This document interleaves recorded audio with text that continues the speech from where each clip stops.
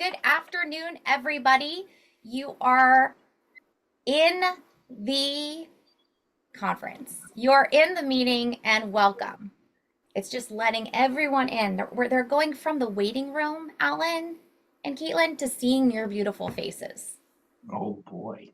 Yeah, it's pretty darn exciting when they, finally get in the room where it happens, which is also a song from Hamilton. Do you guys Yes, it know? is. Are you guys I Hamilton people? I am a huge musical person, period. Alan, we have so much more to discuss after the webinar, though, okay? Yep. Everybody, welcome to this Vending Excellence series. We are here doing a live roundtable with two vending rock stars, and I'm so excited for them to introduce themselves to you. We have, you know what, ladies first. Caitlin, what's your name? Where are you from? Where are you from? Tell the nice people all about you. All right. Hi, everybody. So happy to be here. My name is Caitlin Lazarski. I am the Food Service Director, or School Nutrition Director, I should say, for Pine Bush Central School District. We are a rural school district that is about 70 miles north of New York City, in the heart of the Hudson Valley. We are a community eligible school district, and I have 7 schools, about 4,500 students here. This is not my first rodeo. I came from a larger district nearby and started vending there with a different model of machines that just didn't work as wonderfully as the Vend-ucation machines. So we have installed new machines here in the past year, and I'm excited to tell you all about our success stories with meal vending. Caitlin, we're so happy to have you from the great state of New York. And Alan, say hi to all the nice people. Hi, everyone. So I'm Alan Bryant. I am the IT guy for Henrico School Nutrition Services. I have been with the county for about 15 years. We have 70-ish serving locations. We have a couple other locations that aren't schools that we do meal services at. We've got a student population of about 50,000. Of those 70 schools, 40 of them are CEP locations. The other 30 aren't. They pay for their meals there.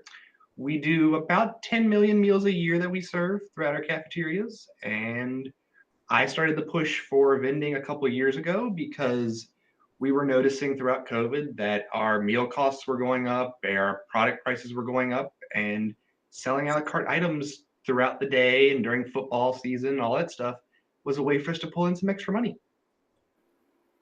And you have had some great success, Alan. I'm so excited for you to share that with everyone.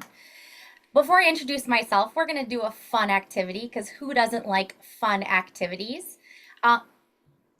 If you folks can pull out your cell phones and scan this QR code, Alan and Caitlin, you can play too. Scan this QR code, or you're going to go to menti.com. Don't click out of your webinar, of course, but just go to menti.com, enter in this code. It's going to ask you this question. When you think of vending, this word or phrase comes to mind. Now, go ahead and put in, oh, wow, we've got some people who are quick on the response. And as that populates, I'll say hello to you. My name is Amanda Venencia. I'll be your moderator for today.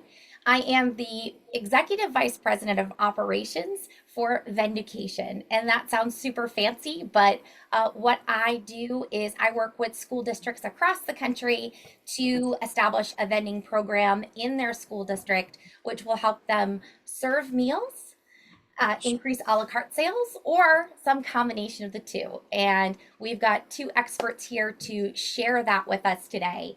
So, oh my gosh, you guys are great. So, money. Money is at the center of all of this. Yes, we are all looking for ways to increase the dollar bills and to bring us into the black, right? No one wants to be in the red. We all want to be in the black. And vending is a great way for us to do that. We have some other words that people are coming up with. Caitlin, what word jumps out at you? Well, I'm sad to see the extra work thing in there, because I think that there's a cost benefit to everything. So sure, it might be a little bit more work, but what you get out of it is what you put into it. So hopefully we'll adjust, we'll talk about that. Whoever put that in there will ease your mind on that one. All right, Alan, what do you like? What don't you like? So I was the one that put in more work because it's something I hear a lot Really? from people. Absolutely. We did It's not something plan that- this. We did not Yeah. plan this. They didn't even know we were going to do this, guys. This is off the cuff. Alan, tell me more. So it was something that when we first put in vending, it was that was like the first response from our cafeteria staff was, this is one more thing I've got to do. I've got to stock this machine now. I've got to have people that do it. I've got to deal with refunds and stuck items and all that kind of stuff. And we've managed, yes, they still have to load the vending machines, but they've gotten to a point where some of our schools are serving exclusively through the vending machines. Some are doing both as on the serving line, and some are doing through the machines. We have some schools that never did a la carte sales because they were in an older school and their serving lines weren't large enough to accommodate like chip racks or beverage coolers or things like that. And so, yes, it's more work for your staff, but it comes out very beneficial at the end. I love that, Alan. And let's not forget how a la carte sales you can account for that when you're running your labor versus meals versus labor hours. So that additional the additional meals you're selling, the additional a la cartes you're selling are computed so that you can employ more staff. And what I love about the vending machines, I mean, I'm sorry. I'm sorry. You guys just know how passionate I am about vending. And I'm going to start talking, but that's not the point of this whole webinar. So I'm going to let the experts talk. So let's do that. I love this. I'm going to save this. My head of marketing is going to be thrilled with all of your hard work. So thank you for contributing to that discussion. So Alan, let's start with you. Tell people a little bit. All right, guys. I mean, let's see what Alan does. Alan, tell them what you guys are specific experts on and just a little bit about your vending program. Yes, so we are doing our best to do, like I said, it's a la carte sales. We do everything from chips and cookies and drinks. We do like the diet sodas, some of the unsweetened teas. We've explored some more exotic options. We've done a refrigerated sushi product. We've done like chicken tenders and some yogurt parfaits and some of those other items that you wouldn't typically find in a vending machine. And for the most part, students have their habits where they go, oh, this is new and fancy, and they buy all of it at once, and then it kind of teeters off, and you stop serving it for a little while, and then so you bring it back, and kids get excited for it again. Yeah, that's our sushi rolls that we put in our machines. Those are rather pricey from a vendor. For us, our cost was $4.50, and we were selling them between $6 and $7, depending on. We'd start at like $7 the first day they were in the machine, and they have a 5-day shelf life. And as we got closer to that end of shelf life, we'd start marking down the prices and making them a little bit more affordable, trying to get them out so they wouldn't just become spoilage. And usually by the end of the week, those items were gone and we were ready to start the next week and refill the machine and do it all over again. A big thing for us is knowing our student population, knowing what kids like, knowing what kids don't like. So we have products essentially flying off the shelves in the vending machine, which is for us, it's a full revenue program where we're generating income, and being able to generate as much income out of the machines is a big thing for us. Alan, should we show them your machines? I mean, sure, go for it. I think the nice people want to see. So this is a great example of the machine that you're using. And tell us a little bit about some of the products that you're putting in the unit themselves. Yes, so absolutely. So we have 3 machines side by side here at this school. Our department has a internal graphics team that we're able to create these banners you see that talk about, oh, if you don't have cash, use your lunch account, or using our payment provider, My School Bucks, if they want to put money on their account, and if they don't know what their account number is, who to contact. And it's all about marketing and trying to make those machines more visible to your staff. By default from the factory, I think they come in either black or silver, and Yeah, that's great. Black or silver is great, but they're going to blend in with every other vending machine and they're not going to catch your students' eyes.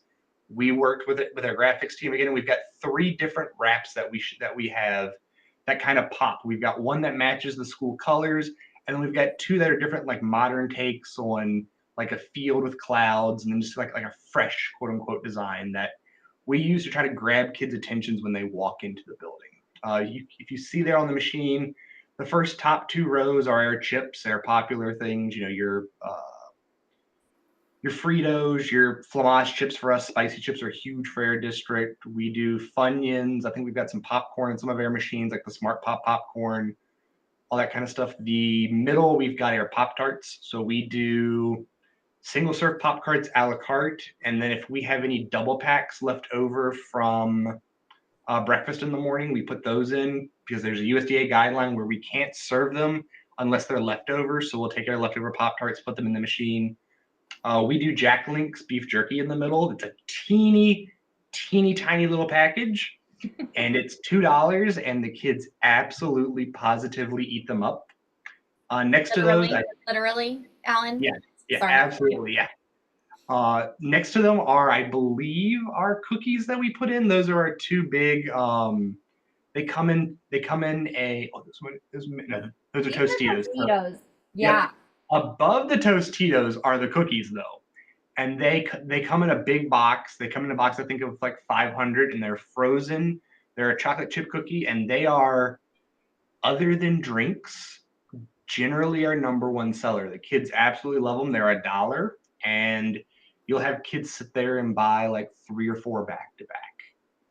And then down at the bottom, we've got all your typical kind of Smart Snack approved drinks. We've got your Mountain Dew Kickstarts. We've got some Fruit Melodies. We do diet sodas. And then we've got like your Gatorade G2s, water, all that kind of normal stuff that you see. Do you want me to talk about any of the other stuff that's on the machine, Amanda? You know, Alan, let's leave some mystery for the folks, okay? Caitlin, your machines look just like this, right? No, mine are very, very, very different. Although I will agree with Alan that you definitely have to go with the marketing. Like you don't want them to blend in. You definitely, especially if you're putting these in high schools, these kids are oblivious to anything that's not like their phone that's right in front of their face, right? So definitely make it pop, definitely put it in a place where they're not going to be able to know it's not there. It needs to be in a high traffic area. It needs to be somewhere where they cannot avoid it. So yeah, so my machines are very different in that we are not selling anything out of them. We are just doing reimbursable meals. So same setup where the students will put in their student ID number and they actually have to put in their date of birth as well. That's the second form of verification, just like a cashier would look at the picture. And then they're able to choose their meal. It talks to our network. So if they received a meal from one of our breakfast carts earlier in the morning, it will tell them like, sorry, this, you've already had a meal, like your account's not valid, kid. So we are not actually selling them. We could set it up so that they could purchase a second breakfast, but my goal here is to reach as many kids as possible. So I would much rather serve our kids the free breakfast that they're entitled to under the community eligibility provision than worry about selling the additional meals to students who want a second. So as you can see, we have a variety of different things. We've actually, this was at the very beginning, you can tell by the balloons.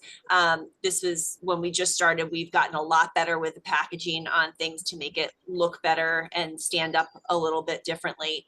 And then we also kind of weeded through some of the things that really worked in the machines and sold in the machines, and then,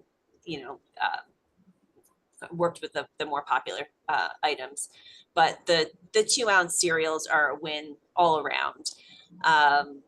We are able to do, you can see on the bottom, we are able to do yogurt parfaits, fruit and yogurt parfaits. So the kids really like those. Obviously it's a refrigerated machine, so there's no worry about that. And there is an elevator that goes up and down, which, Amanda, before we put them in, I was like, there's no way. These are going to pop open. Like, you're crazy. This is not going to work. It's going to be a huge mess. No, it's going to be great. It'll work. kid you not, it works. The elevator comes up, and you can even put them, if you have it, your configuration right, you can put them on a high level, and it doesn't really matter because the elevator comes up and it shoots it off and just drops it down nice and gently, and they don't pop open. It's like a miracle. So the kids really love those. And, you know, we have been super successful. When we kicked off ours, I mean, I have those little 3 balloons, but I actually made a huge balloon arch inside of my very small office. I would recommend purchasing that. Don't do the kit from Amazon. They make it look like it's like way easy. It's not. So made a huge balloon arch, put it over our machines, and then set up like a photo booth so that the kids kind of came over and used like these little cute things as a selfie station. And again, it was like, you cannot avoid these machines. They're here. You can't say, I didn't know they were there. We didn't notice them. We were totally in their face. I would say the biggest challenge I faced, was that I was out there with these high school students for a few weeks to try to teach them how to use it. And so 2 things made me feel very old, which I didn't think I was very old until I started to hang out with 15 and 16-year-olds at the breakfast machine. And I was like, okay, you have to hit the pound sign. And they looked at me like I was an alien. And I'm like, the pound sign, that look, you know, like that one right there. That's a hashtag. I don't know what you're talking about. Like, okay, hashtag. Then when it came to put in their birthday, to tell them that the year had 4 digits, 4 digits on the birthday, on the year. I said, well, not everyone was born in the 2000s. And again, looked at me like, oh, you're from the 1900s. I'm like, I cannot hang out with you anymore, but enjoy your breakfast. Thanks, guys. So, but it was actually a really great opportunity. Sorry, Belle, to meet my kids. I was new to the district, and, you know, to get their feedback one-on-one. And so it was actually a really, really great experience to be out there and teaching them how to use the machines. Caitlin, as someone also born in the 1900s, I share all the things with you. And you have great signage. Like, you clearly have signage on your machine that says step 1, this is how you do this. How are your kids? Do they read the sign? No, we don't read the signs. And the best is, it says it's available until 10 a.m. Now, we did actually just change that this year. We extended it for another 15 minutes because we were seeing that, just based on our bell schedule, like the bell rang at like 10 to 10, and it would back up. Like, that was when we had this massive surge of kids wanting breakfast. Apparently that's when they got hungry. So we extended the time to 10:15 this year. And when I tell you, today between 9:45 and 10:15, we did 50 breakfasts out of 3 machines. That was like a massive surge. That's when they're all hungry. But the signs themselves say, you know, this works only until 10 a.m. And I cannot tell you how many times these kids would come and be like, the machine's not working. It's 10, like they're done. So again, there's a learning curve, but they do like them. They love the technology around them. I think that's part of it too, is that it's a really cool feature and something that not every school has. We only have them in the high school. So it's not something that I wouldn't expand it to the middle schools for a variety of reasons. There's a maturity level I think that you do need to be able to be in the hallway and get a meal. But, and I don't think middle schoolers have that. And I think it's very cool. It's a cool feature that high school kids get the privilege of having. So, Caitlin, tell us, in your high school, how many students are in the school where you have these 3 machines? So we have just shy of 1,600 students here, and each machine holds about 124 breakfasts. We are currently serving anywhere. We do see like a very weird curve in the week, but usually Wednesdays and Thursdays are our highest days. And we'll usually, between the 3 machines, we're between like 225 to 250 breakfasts just out of the machines. So it's pretty much doubled our breakfast participation by, again, expanding that serving period to include the the extra time to 10:15 because our breakfast carts are shutting down at 7:45. Mm-hmm. So now they have this whole extra window of time where they're able to continue to get breakfast. Great. And Caitlin, someone asks if you just do breakfast or you also do lunch, but tell them a little bit about New York and why you're just doing breakfast. So I'm just doing breakfast because I mean we could do lunch, but you basically have to either save a machine or a few rows of the machine for a lunch period, and so I could do that. I also have a lot of kids that are eating lunch and are not going a whole bunch of different places. So for me in this particular school, I didn't see a real benefit to that. Probably in my previous district, it would have been beneficial because there were a lot of kids that were not scheduled for lunch periods, or their lunch period was the last period of their day, so they would just go home. So I feel like that could have been advantageous there, but here they're all really scheduled for lunch, and they do come. Like we're feeding 65% of our kids at lunch in the high school, which I think is really great. I did see somebody question offer versus serve at the high school. So the way we accomplish that is, see, there's the two lines. So the top row will have, a 2 grain or a 1 grain and a 1 MMA with a serving of fruit and a milk. And then the second line will be that same exact item. So like you can see the Cheerios, and then that second line will have the full cup of fruit. So it'll have a juice and the fruit. So we're offering one meal that has the milk as a component, and then the second one has the full cup of fruit as a component. So that's how we accomplish offer versus serve. I love that, Caitlin. That is fantastic. And I remember your CEP, but the reason we do so many machines in New York is because they have free breakfast for everybody. But this location, you guys. Yeah, so the majority of New York State actually is picking up, we're picking up almost every single school. There's like 700 schools left in New York. So if there's any New York people on there, I hope you're talking to your legislators, because we're having a major push to get the rest of our state covered for breakfast and lunch. But yes, the majority of the state is now covered under the community eligibility provision, and we're really excited to be able to feed more New York kids. So yes, that's amazing. Well, Caitlin has doubled her breakfast participation. Alan, how's your a la carte sales doing?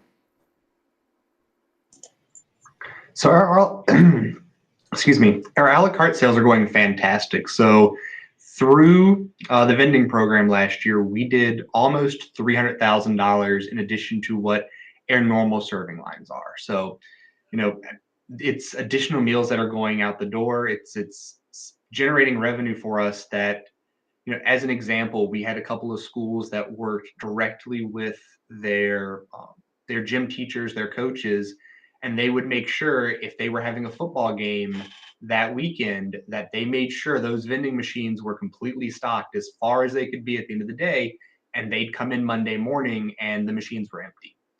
And what that does is those were a la carte sales that we couldn't normally capture during the school day. And that's been huge for us, kind of pulling in that extra sales.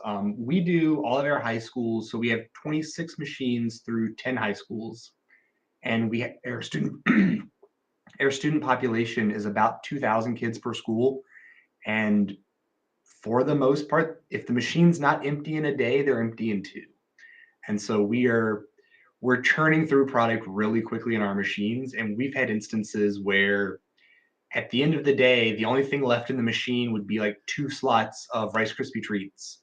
And the manager would come in the next morning and all those were gone too. So the kids are buying anything and everything they can out of the machines, which has been really impressive for us. We initially thought it would take us about 2.5 to 3 years to break even on the cost of the machine versus our sales. And we actually paid for our machines in a year and a half. That's amazing. And a testament to the program too, because you guys use what point of sale again?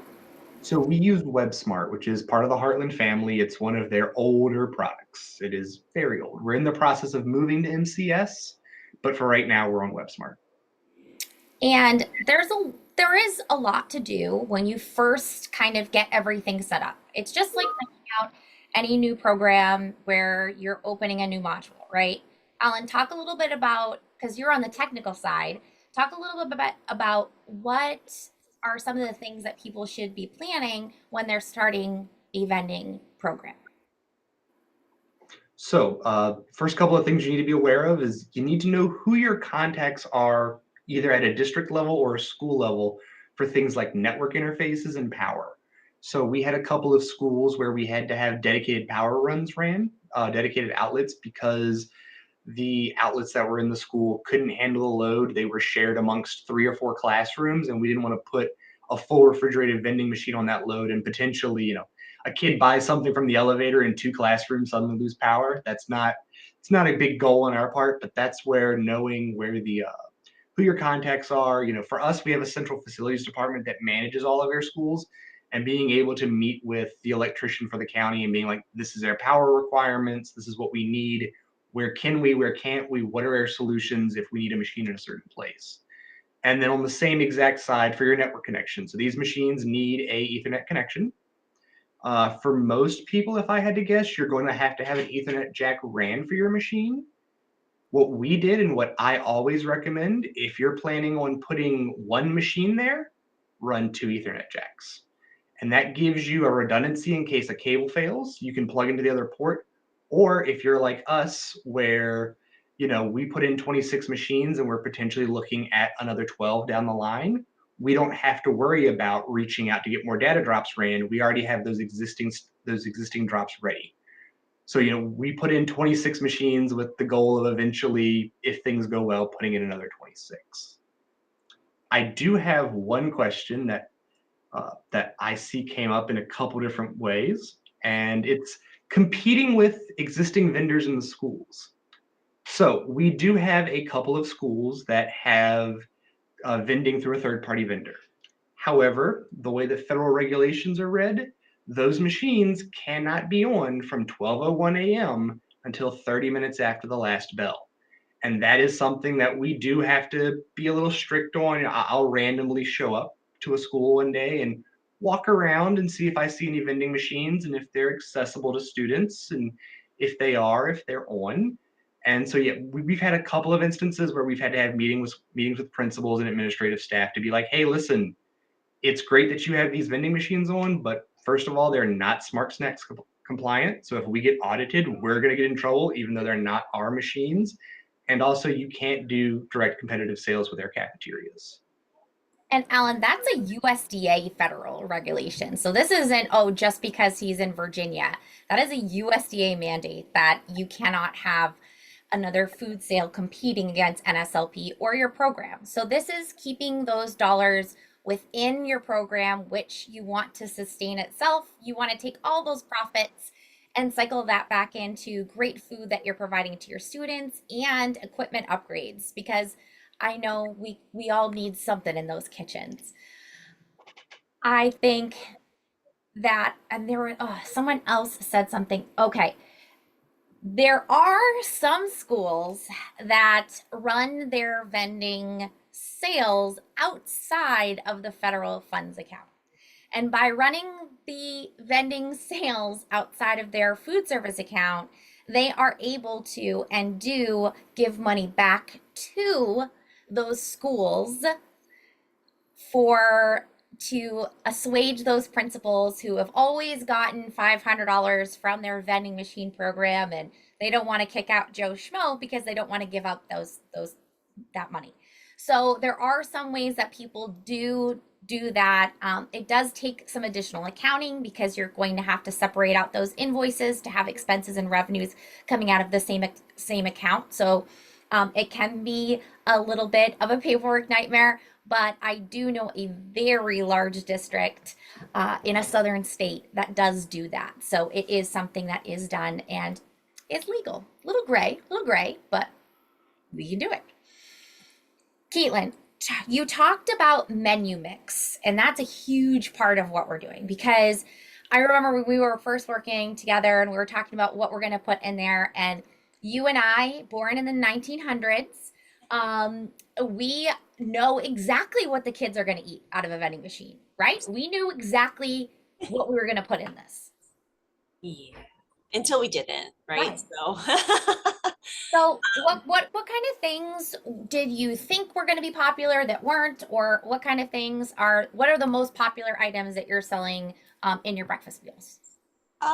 so I think we have a good mix, and honestly, even though I was born in the 1900s, I think I actually did a pretty decent job of like guessing. There was really only like two lines that we did swap out, but we are doing a lot of super bakery items. So the breakfast breads are really popular. We do the donuts, which is a thing. If you know me, like I'm a like I have a love-hate relationship with the donut in school breakfast, but it's only at our high schools and it's really only in the vending machines. But they do love them. So that we do the sleeve of the super bakery donuts. Those are very popular. We actually just started integrating the small peanut butter and jelly uncrustables. So the one, and that's been super popular. They do love the parfaits. They especially love when we have like a blueberry one. So we do try to mix that up, the different type of flavors. And yeah, and then the cereals, like I said, the 2-ounce cereals are a win. They're and that's I think they really like that because it's super portable. A lot of them don't even eat it with the milk or use the milk in it. They'll just use it as a dry snack in the classroom and just munch on it. But yeah,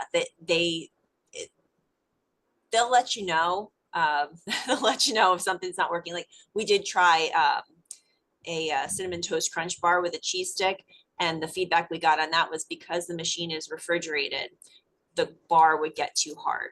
So Hmm. it's like, oh, okay, you're right. That does make a lot of sense. So that was one of the ones we replaced for the uncrustable.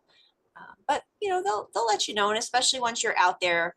Again, I think that time where I was out there really showing them how to use the machine and supporting their usage of it and trying to get kids to see what it was all about, um, gave me a lot of good FaceTime with them that now like they'll tell me those type of things before I have to just assume like, hey, that's not moving. I wonder why.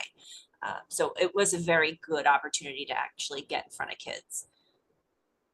Agreed. I worked in my district for 3 years and stayed in my little kitty corner in the back room, and I actually learned kids' names from going out to the vending machine, and they knew I was the queen of the vending machines. So it's definitely a conversation starter because we have control over their food and they want to know us. Alan, talk a little bit about some of your most popular items. And one of the questions was, what's the lowest priced vending item that you have, and what's your highest? So as far as pricing is concerned, our chips are our lowest price. We sell them at $1.25 a bag. They were $1 last year, but we've had some product costs go up, so we've had to raise them to $1.25. Our drinks, with the exception of the ice sparkling waters, are $2.50. Our ices are $3, I believe. And then some of our more premium offerings we've done, like the sushi was between that 650 to 750, and then like the chicken tenders we've done in the past, which were product that was going to be spoiled that we put in the machine. We can sell those for usually like $3 for a parfait cup that's got like 4 or 5 in them. And that's just taking that product that would have been thrown away at the end of the day and selling it to a kid that, hey, maybe doing after school tutoring or may just be hungry and want some more food.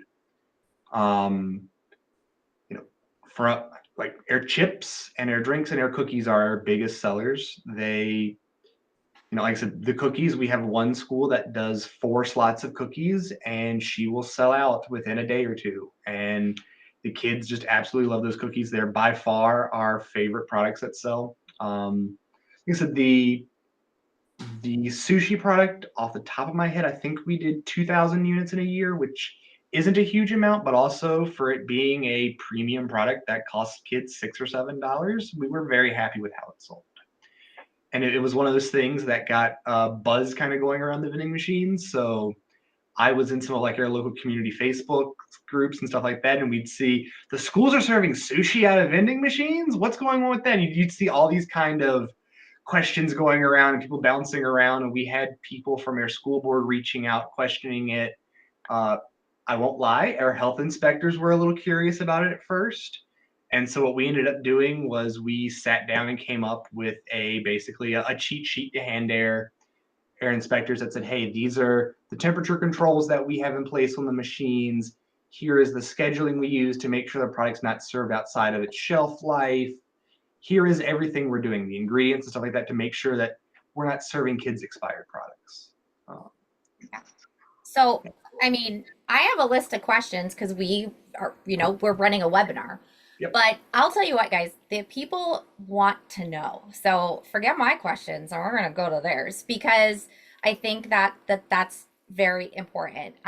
So let's talk about payments. Robert wants to know, are you guys cashless or do you take cash? Do you take credit cards? Caitlin, I could answer for you, but I'll let you go. Right. So ours are 100% free meals. So they are not using they're not even using their account. I mean, they're using their ID numbers and their free meal account, but we aren't pulling any funds out of their account for the purchase of even second meals or anything like that. They are only can get their free meal, but that's just because that's how we set it up. It can be set up any which way you want. So that was the choice we made. Caitlin, can an adult get a breakfast meal from your machines? It cannot because we do not have adult meals set up for them. But I'm working on something for them. Don't feel bad for them. They're fine. Really, if they just have coffee, they're all good. So we're working on that for them. But no, it's only for kids. Again, our main goal with these machines was to increase reimbursable breakfast participation because when I got here, it was abysmal. It was like 18%.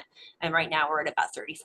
So pretty proud of that. I think that's and it's growing. So I think there's a question in here after the initial hype, did it drop? No, we have seen continued growth to the point where I'm waiting for the point where I want to refill them because I do have an availability of that, but right now we're not getting to the point where they're so empty at the end that I feel like that's necessary.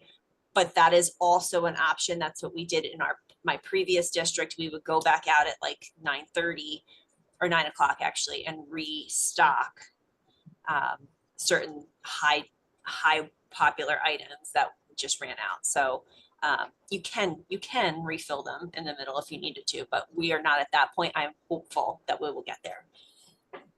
Fantastic. And Alan, same question. Can you talk about payments? And we were just talking about what the future of your payment systems will be. Absolutely. So I'm going to see if I can get my screen to share properly. Let's see here. Perfect. So this is within the vending software where you can see sales. This is since our program began through today. We do cash, school lunch accounts. That is it. We currently direct anyone that oops, there I go zooming in with my fancy camera. I'll fix that in a second. With the way we do things currently, we do not run credit card readers on the machines. We have ran into some issues with our IT department, our main IT department, about PCI compliance and some stuff, and we've settled out a bunch of that. They were concerned about having credit card transactions ran on the local network, but as long as we run those sales on over a cellular connection, which most of your credit card providers do nowadays, they're perfectly fine with it. So we're looking at adding that, but to give you kind of an idea where we're looking at as far as cash versus account sales, we basically do $2 in lunch account sales for every dollar that we do in cash. And we do a lot of cash. We have some schools where it's really popular, some schools where it's not as popular. This little tiny machine here that you see that's making no money is my machine in my office that we use basically for testing products, testing containers, checking to make sure, hey, a school's reporting this item isn't dispensing properly. I'll go grab a couple samples from a school, bring it back to my office and see if we can figure out what's going on with it. But yeah, so for us, we do that. We've put in something new this year. So as Caitlin was saying with lunch accounts, student walks up, keys in their lunch account number, keys in their vending pin, and then they can make a purchase or in her case, receive a free meal. For us, the pins are 4 digits. That's the birth month and day for us. But what we have found is the school district, I have one here somewhere, recently launched a student ID program. And as part of that, we were able to put badge readers on all of our machines. And so what that does is instead of having to go up and tap the pound button or the hashtag button, I'm old too and know it as the pound button, Yep. and key in that number and then click pound again and then key in their PIN and then make the selection, they can walk up, tap their ID badge on the reader, and then just key in their PIN. And Amanda didn't believe me at first, but I sent her a drag race video comparison. Scanning that ID badge saves about 4 seconds a transaction, which isn't a lot. I called. I said, Alan, 3 seconds, you got 4 seconds, I believe, but not 5. So I'd like to point out I was right. But you, sir, were also correct that the technology works. Yeah, And Alan's just as big of a vending nerd as I am. Caitlin, we're gonna draw you in. And he found that technology, and it's pretty darn cool, folks. It's pretty darn cool.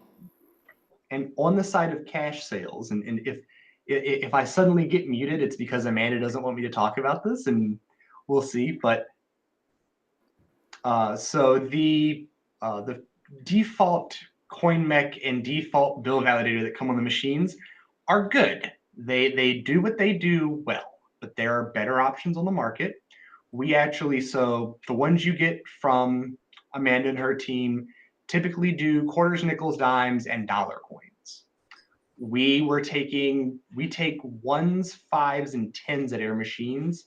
And if a kid was buying, $1.50 bag of chips with a $10 bill, they were either getting, a slot machine's worth of quarters, or they were getting a bunch of $1 bills. I mean, $1 coins. And the issue that we ran into was a lot of our local banks weren't stocking $1 coins. It was hard for our staff to get the dollar coins to keep the machines refilled for their change. So what I looked into was a different coin mech.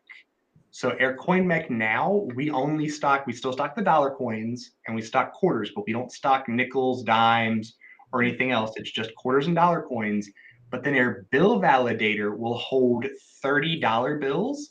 And if a kid puts in a 5 and gets a dollar item, instead of dropping out $4 coins, it will give them 4 $1 bills back. The kids are really receptive to that because everyone's used to seeing a dollar, not everyone's used to seeing a dollar bill coin. A lot of our Hispanic students or non-native English speakers would think we were shorting them on change because they thought they were quarters and not dollars, especially since there are gold dollar coins and silver dollar coins. It can be rather confusing, but being able to go, hey, here's a dollar bill back, here's another dollar bill back. And the way the machine is set up, if that bank of 30 runs out, then it falls back to the change where it gives quarters and dollar coins, not dimes.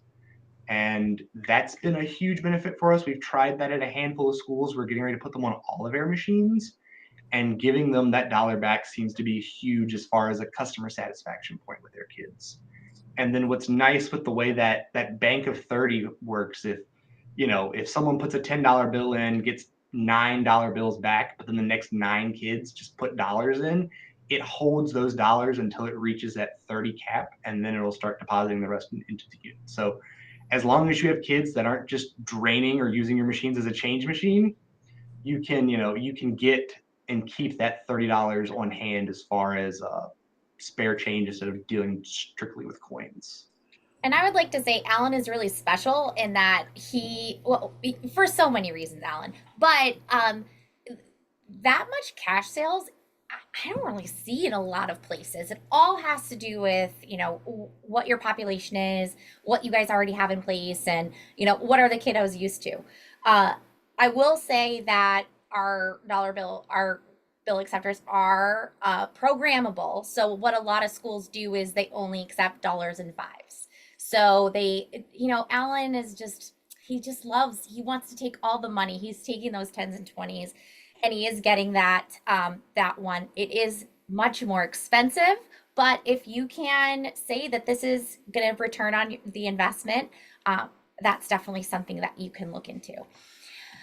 Caitlin, you did talk a little bit about packaging, and you originally went with bags, which I love because there you can always get them, and then you guys are putting the little twist tie on top. Is that right? Using the little clicker Yeah, thing. the tape seal, the Econo, Yeah, yeah. the Mhm. ch-ch. You know what I meant. Everybody on this webinar, people, they all knew. That's what we have. You know, And what are you guys doing now? Are you guys doing some of like the clamshell containers?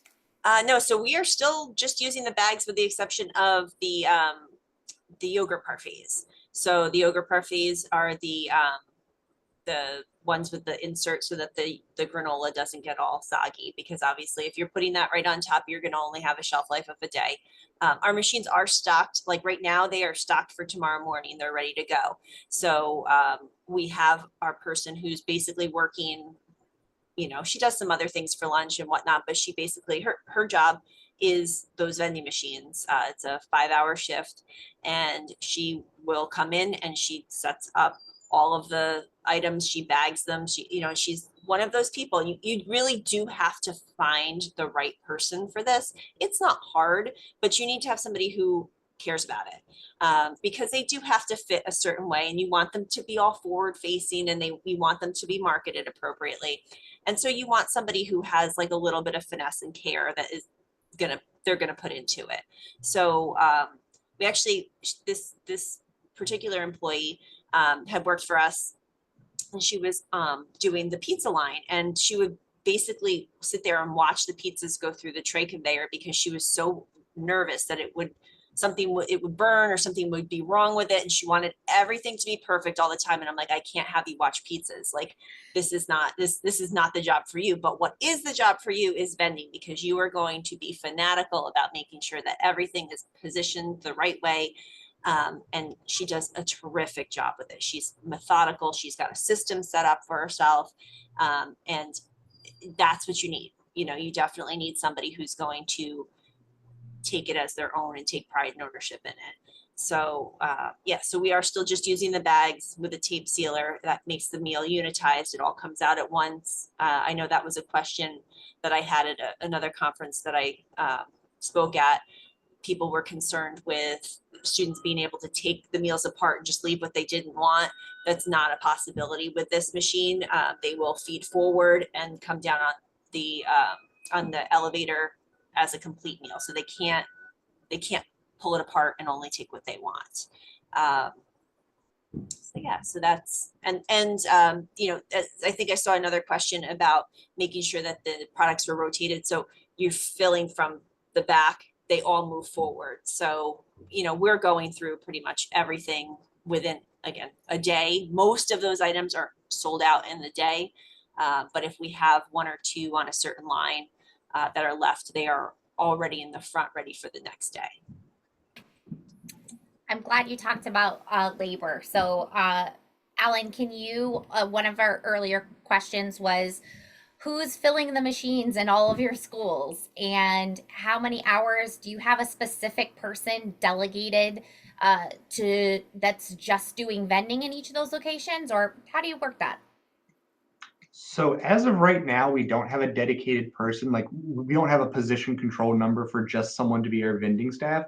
Typically, our managers will assign one of their people, or they'll do a rotating schedule where it's like, hey, you know, every week this person does it, the following week another person does it. But our cafeteria staff fill the machines. The biggest part was getting them to buy into it. And after a few months of the idea that, hey, you know, if you can take that kid that the only thing he wants to buy today is a bag of chips, and you get him out of your serving line and put him at that vending machine, it makes your line go faster. You get more meals sold. The kids aren't looking out at a big old sea of students waiting in line going, it's going to take me forever to get lunch. Instead, you know, you still offer those items on the line for the kids that want to buy a meal and a bag of chips. But then the kids that just want a drink or just want a snack can just go directly to the machine and stay out of your line, which helps things move a little faster. We've seen that in a lot of cases where those single item transactions that aren't meals have, I'm not going to say vanished, but they've substantially reduced in our district. Yep. And you're increasing your lunch line efficiency, focusing your staff when the kids are eating lunch on those hot meals, which is so very important, Alan. And what you also alluded to is the fact, and Caitlin as well, is that you can fill these vending machines anytime you want. You don't have to have a specific person that's hired to do this. I know I said who wants 2 extra hours, and of course my most expensive cook said she did, but she was very efficient, Caitlin, just like you're saying, like she was perfectly fitted for this job because she like banged out all her production. So it's something that can be done at any time of day. Alan, when we were at the training, one of the gentlemen that was in New York, was working in New York, he was actually filling them while his kids were going to Sunday school on a Tuesday at 8 o'clock at night. Because he was there and his director didn't care when it was done, as long as it got done each week. So, uh, that is one of the best parts about having this vending machine, which is like your first AI employee, which is open all day and works when the band comes back from the football game and all of that. Uh, Caitlin, can you talk a little bit about production records and how are you accounting for all your vended meals? So I do feel like our production records are slightly overcomplicated. I'm not going to lie. But that's just because, like I said, I have this fanatical person who really wants everything to be done a certain way. So it's like by row, it's a thing. But it works. It matches to what we're using. So we back up. So that same system that Alan showed you, that showed you sales, you can see and set up for your meal reimbursement too. So I can actually check, and I do because I'm a little bit obsessed with it. At any time during the day, you can see like what your machines are doing, how many transactions they're taking. So we had that's how I knew that we did 50 breakfasts today between 9:45 and 10:15 when they shut off.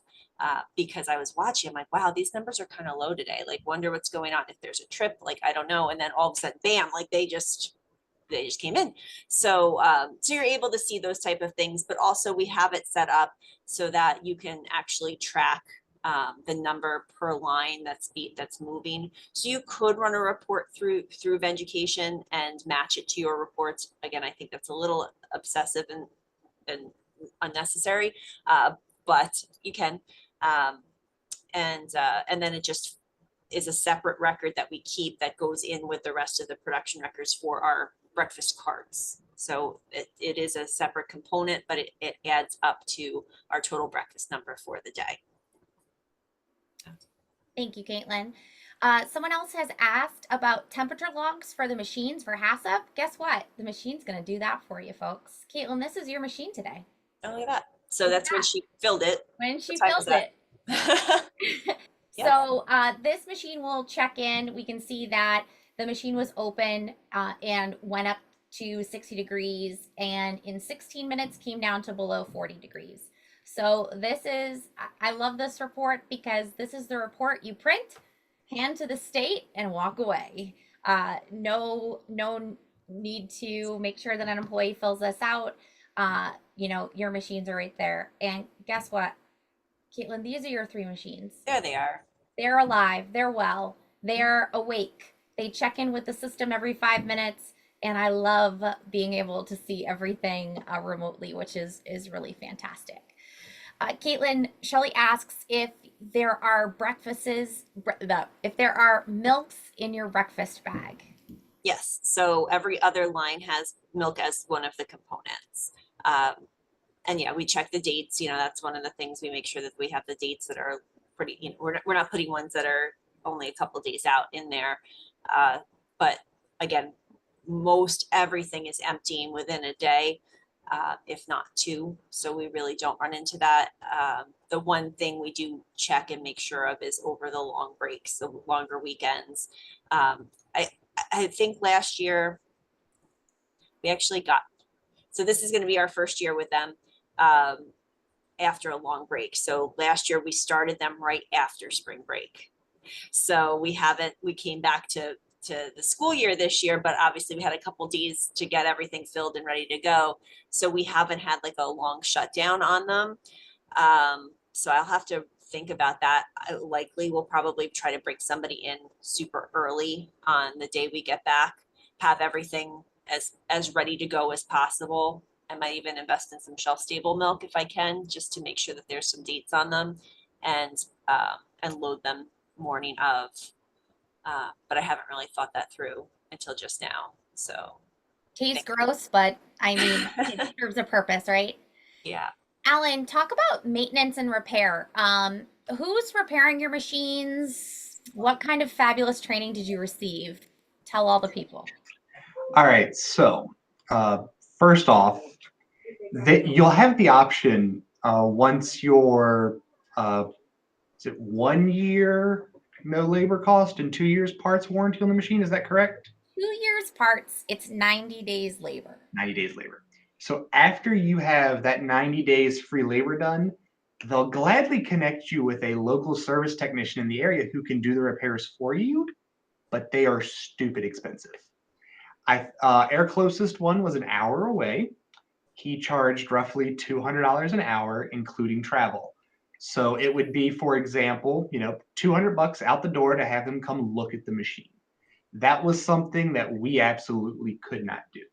We are lucky enough that our department has two maintenance people who handle all of our kitchen repairs, like our ovens, our steamers, our sinks, all of our internal kitchen equipment.